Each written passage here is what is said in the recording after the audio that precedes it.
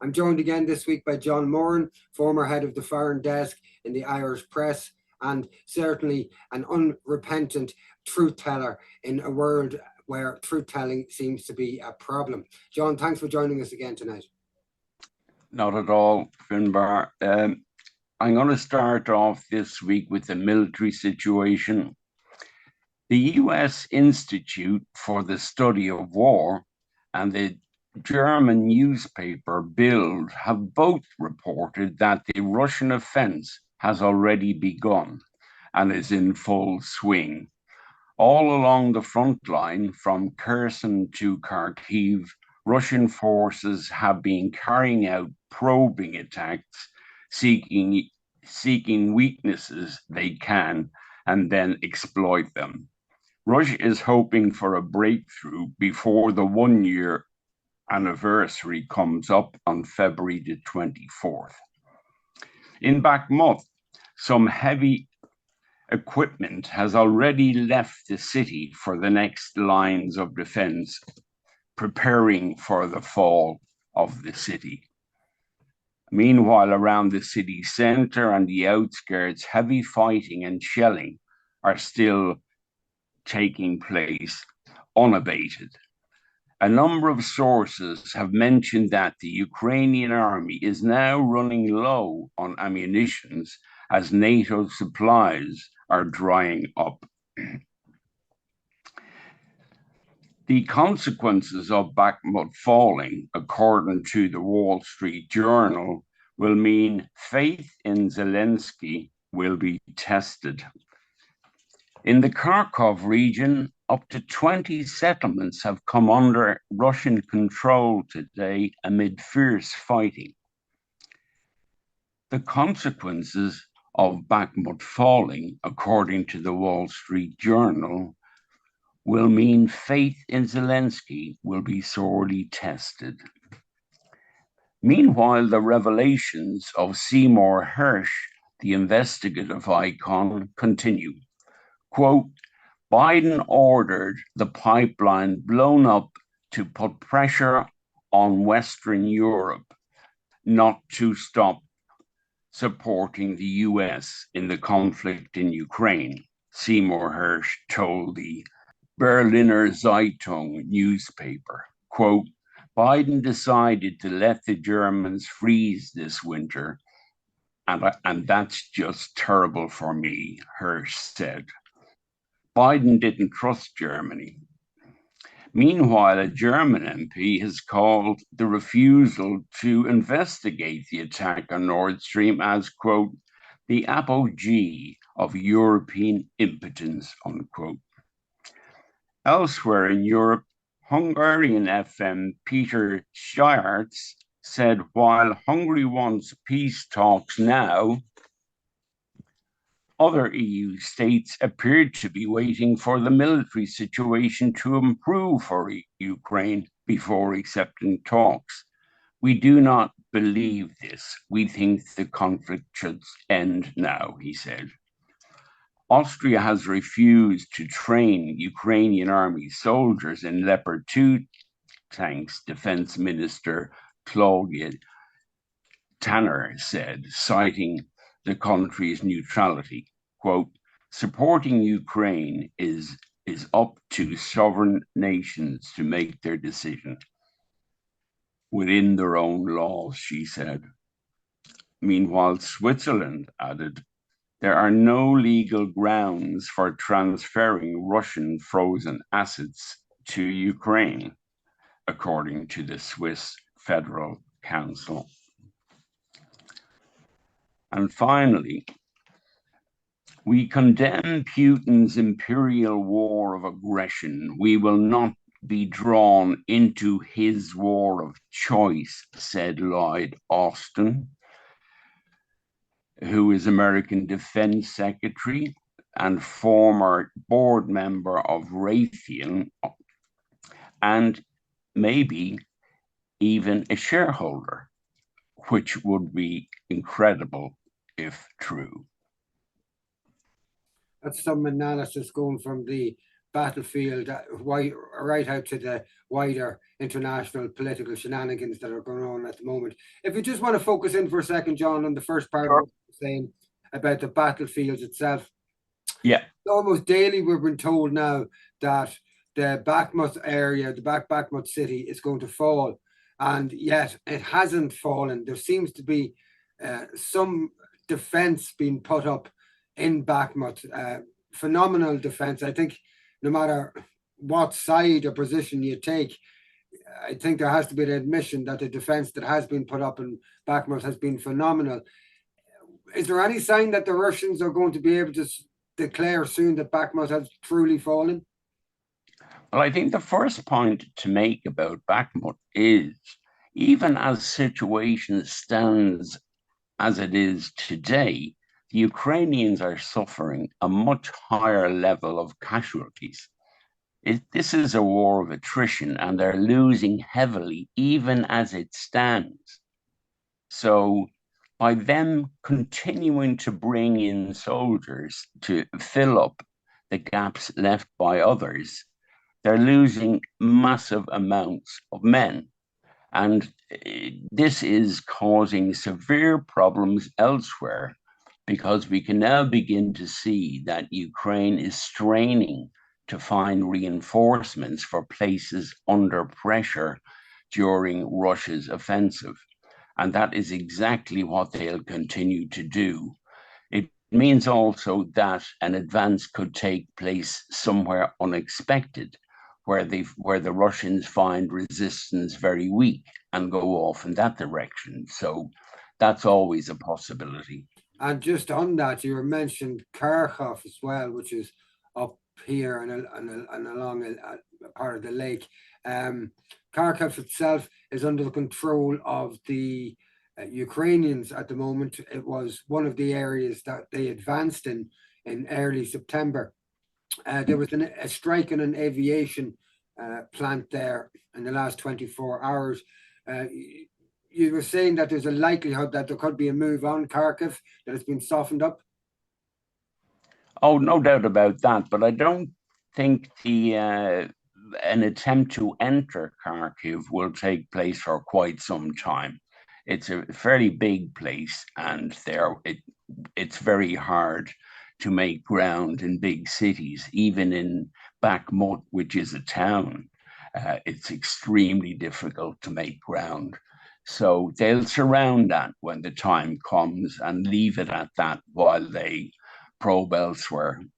Yeah, and they'd have some distance to travel and to advance really to take Kharkov, which is way up in the lake area up here. So the Russians seem to still have a lot of work to do to get to the Dnieper River and to make those advances that we've been told on a daily basis, that this major assault is taking place, but we're not necessarily seeing this in a way that's reported constructively to the point that it does look like the major assault. I don't think we're there yet, are we? Well, again, the thing to bear in mind is if you think gaining ground is a successful offensive, well, then you only have to look at Kharkiv and Kherson in the offensives there, where the Ukrainians took a lot of ground, but lost a huge amount of men and equipment in doing so. So even standing still, the war of attrition works against Ukraine. But notice that the daily attacks that used to take place by Ukrainians, particularly up in the north, around Lugansk and that, have stopped. And I think something is happening up around there and around Liman.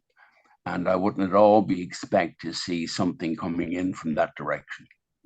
What are the quality of the troops that are being conscripted now in Ukraine? Because they're conscripting from the age of 16 to 60. People with disabilities are being conscripted. I personally have seen scores, and I'm sure there appear to be hundreds at least, videos taken by civilians in Ukraine in the public arena where conscription teams are physically dragging people off and dragging people from their homes and things like this. So in terms of, they've already gone through phases of conscription. And I don't mean to describe people as the bottom of the barrel, but in terms of military capability, they seem to be at the bottom of the barrel now, and they're just sending people to what would appear to be their death. Well, there's no doubt about that in Bakhmut, and the evidence is that they're not sending their most experienced guys in there. They're sending in their reserves, and it's they who are losing their lives in the place. They're holding on to their strongest troops as long as they can. But the problem of Manning is severe, and it's not going to get any better. It's only going to get worse. While the Russians, on the other hand, are slowly moving vast amounts of men and materiel into the frontline situations. There are videos coming out online, John, just in terms of methods, and the videos are purporting to show Ukrainian soldiers, conscripts possibly, who are refusing to fight or can't fight, and they're being executed according to these videos out in the forests. And these videos have been taken of these executions on cameras that are on helmets of Ukrainian soldiers. And even one video I saw today of a man who was shot, had his hands and feet shot, a soldier in a Ukrainian outfit. And this was being done by other soldiers in Ukrainian outfits. And he was bound. He appeared to have been shot. That may have thought he was dead. They threw him into a shallow grave and thought that he was moving, but they just continued to bury him anyway. It's hard to validate these videos that are coming out, but what we are finding is, or what I'm finding over the last year, is when we see things like this and we see the video evidence, after a while it transpires to be true, even if it was denied at the beginning. The methods that are being used to convince fighters to move forward by the Ukrainians, it's very reminiscent of the desperate last days of the German Wehrmacht in 1945 as the Russians were moving in towards Germany. Do those images that we have in our mind from 1945 in and near Berlin, do they have any attachment or association with what we're seeing now, do you think? Well, when you think of willingness to fight being hugely important for any nation at war, that willingness to fight is not there when you look at it for people being dragged in off the street every day, resisting, shouting and screaming, but being dragged in nonetheless. I mean, what kind of soldiers are they going to be? They're hardly going to be our best soldiers, and they're hardly going to survive under artillery if they've never been used to it or never experienced it before. I mean, it's a terrible sign that things are getting very bad, and it's another indication of the incredible losses that they're suffering. And it's the same on the front line. There's a lot of surrenders. There's a lot of people saying that the officers, as soon as the men are sent to the front, they disappear and they're left and they're not looked after in terms of artillery protection and ordinary day-to-day things. So it could be, that these indications are just signals of a creek that's beginning. And I think this offensive will, over the course of the next week or so, show that. And do you give any credence to these videos and these claims that there are a type of Ukrainian rear guard? Some people have described them as Kraken soldiers that are in the rear and that are executing soldiers to make examples of them, to make the other soldiers move forward. Did you give any credence to that at the moment? Have you seen anything about it specifically? Oh, yes. The Ukrainians are employing what they call barrier troops, which are to stop their own fighters from running away if things get too tough. And they have no qualms at all about taking out their own people. mean, as far as they're concerned, if you're not going to fight the enemy, you're not worth being there at all. I mean, the Kraken is a terrible unit. They were the ones who we saw in the beginning of the conflict, shooting the soldiers in the legs and in the groin that they had captured. They're a bad lot. Brutal. Resolve seems to be creaking and cracking on the international, or should I say, the Western Hemisphere stages as well. You mentioned that earlier on in some of your narrative. I'm just wondering, are the cracks strong enough, do you think, or significant enough? Or do you think there'll be a double down by the war hawks, which will bring us to an even worse stage of war than we're at the moment?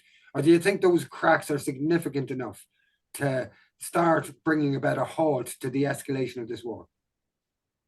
Well, I think the international cracks are big enough. For example, if you take Latin America, all the leading Latin American countries have refused to send any weapons to Ukraine.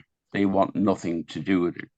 That's from Mexico to Brazil to Argentina to Colombia, want nothing to do with it. Africa doesn't want anything to do with it. The Far East wants nothing to do with it. So instead of it being an action by the so-called international community, what a laugh. It's seen as a small, localized issue for white Europeans. And believe me, there isn't a great deal of sympathy for white Europeans in Africa or Latin America. I wonder why. And Yeah. so, in terms of the Western Hemisphere, there is the material impracticality of Western escalation in terms of a division that appears to have manifest and become more apparent between, on the one hand, the military in Western countries and then the politicians. And the military have been whispering quite loudly at this stage in a number of countries, the United States, France, and the UK, that they're running out of materials and they won't be able to defend themselves if they keep on sending material. So there has been that division showing itself over the last few weeks, if not months. But there seem to be some new political divisions. And that's kind of what I'm trying to get at. Are those divisions significant enough? So, for instance, you mentioned the German member of parliament that called for an investigation into Nord Stream. So these things that are becoming slightly more mainstream to question now. Do you think the cracks are big enough to become significant, or will a double down on the part of the war hawks solidify those cracks and fix them again? I think you will begin to see them very clearly. Say, for example, when Bakhmut falls, and if the Ukrainian army seems to be in disarray after that, you will have serious problems for Zelensky. He'll find it hard to survive. But the biggest problem will be internationally. I mean, if you look at General Mark Milley, the chairman of the Joint Chief of Staff in the United States, he wants peace talks. So you have the top war guy in America who's saying he wants peace talks. And these extremist group in the State Department who have other plans. That's the unfortunate bit. And it's also the case in Europe, where if you look at Austria, Croatia, you get occasional calls from Italy. Things aren't going the way they hoped. And I've noticed also some countries that initially said they were going to give tanks and stuff to Ukraine have now pulled back. Now, my feeling is that this decision by the United States to bomb the pipelines, I think the impact of that on European relations will take a long time to sink in and to work out. The Seymour Harris story in mainstream European and US media. It seems to have got very little, if any, traction at all. I did a search earlier on RT News website, and I just did Harris, Hersh, and then Seymour Harris, just to see if they'd cover this story in any way. And not a bit of it. The last time they covered Seymour Harris, I think, was in 2007, and they were all delighted to be involved with a project that he was involved with.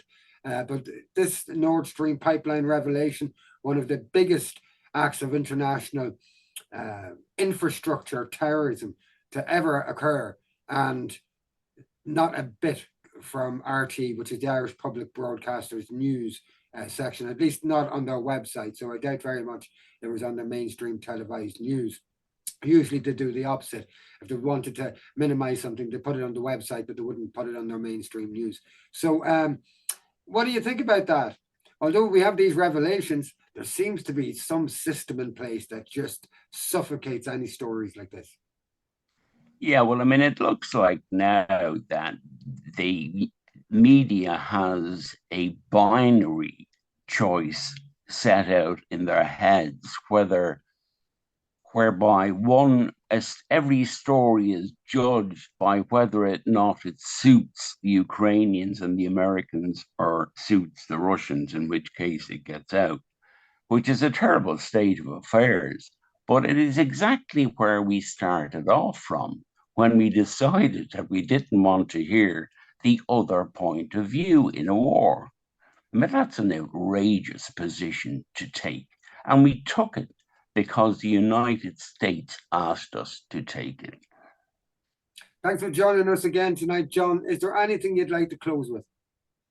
Well, I'd like to close, as usual, with my hope for peace in Ukraine immediately, so that fewer and fewer Ukrainians and Russians lose their lives because of this thing that should never have happened.